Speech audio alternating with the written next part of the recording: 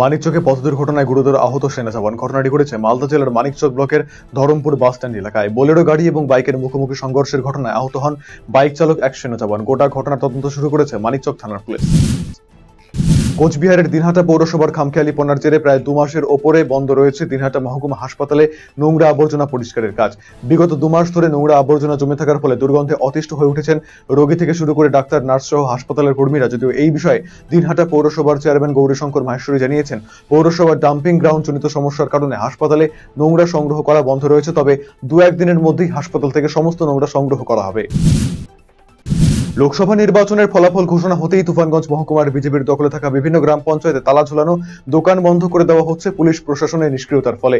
তৃণমূল আশ্রিত দুষ্কৃতীদের দ্বারা সন্ত্রাসের এইসব অভিযোগ তুলে তুফানগঞ্জ মহকুমা শাসকের নিকট ডেপুটেশন প্রদান এবং গণ অবস্থান বিক্ষোভ কর্মসূচি পালন করল বিজেপি। আসন্ন রায়গঞ্জ বিধানসভা উপনির্বাচনকে সামনে রেখে সোমবার শহরে অনুষ্ঠিত হলো নির্বাচনী আলোচনা সভা। উত্তর দিনাজপুর মহিলা তৃণমূল কংগ্রেসের সৌজন্যে রায়গঞ্জের বিধানমঞ্চে এই সভার আয়োজন করা হয়।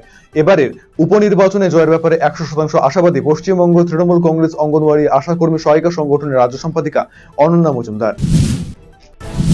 স্বজনের এক ডাকাত দলকে গ্রেফতার করলো মালদার গাজল থানার পুলিশ। ডাকাত দলের কাছ থেকে একটি আগ্নেয়াস্ত্র ও 3টি কার্তুজ ছাড়াও 3টি ধারালো হাসুয়া, ভোজালি, লোহার রড সহ একাধিক অস্ত্র উদ্ধার করেছে পুলিশ। সোমবার ডাকাত দলের সদস্যদের মালদা জেলা আদালতে তোলা হয়।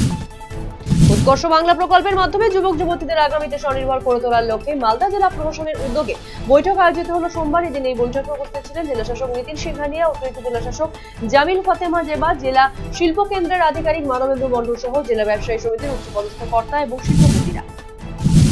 আগামী 28 জুন থেকে 3 দিন ব্যাপী রায়গঞ্জ শহরে অনুষ্ঠিত হতে চলেছে আন্তর্জাতিক মানের চিত্র প্রদর্শনী। সেই উপলক্ষে সোমবার রায়গঞ্জে একটি সাংবাদিক বৈঠক করা হয় শহরের অ্যাবাকাস সংস্থার পক্ষ থেকে। এছাড়াও একটি ওয়ার্কশপও অনুষ্ঠিত হবে, যাকে নিয়ে উচ্ছ্বসিত শহরের চিত্রশিল্পীরা। বালুরঘাট খিদিরপুর শ্মশানের বৈদ্যুতিক চুল্লি বিকলের জেরে বিপাকে পড়েছে মৃতদেহ সৎকার করতে আসা লোকেরা। খিদিরপুরের শ্মশানে ইলেকট্রিক চুল্লি মেরামতের জন্য 2023 সালের সেপ্টেম্বর মাস থেকে কাজ শুরু হয়েছিল। এরপর 12 জুন 36 লক্ষ টাকা ব্যয় করে নতুন করে সারিয়ে তোলা হয় চুল্লিটি। 1 মাস যেতে না যেতেই সোমবার ফের বিকল হয়ে পড়ে চুল্লিটি। গোটা বিষয়টি খতিয়ে দেখে ব্যবস্থা নেওয়ার আশ্বাস দিয়েছে পুর কর্তৃপক্ষ। সোমবার একটি অনুষ্ঠানের মধ্যে দিয়ে জলপাইগুড়িতে হোমিওপ্যাথি অ্যাওয়ারনেস উইকের সূচনা করা হলো। এদিন জেলা মুখ্য স্বাস্থ্য আধিকারিকের কনফারেন্স হলে এই উইকের সূচনা করেন জেলা মুখ্য স্বাস্থ্য আধিকারিক ডক্টর অসীম হালদার। উপস্থিত ছিলেন জেলা আয়ুষ আধিকারিক ডক্টর কল্যাণ কুমার মুখোপাধ্যায় সহ একাধিক স্বাস্থ্য আধিকারিক।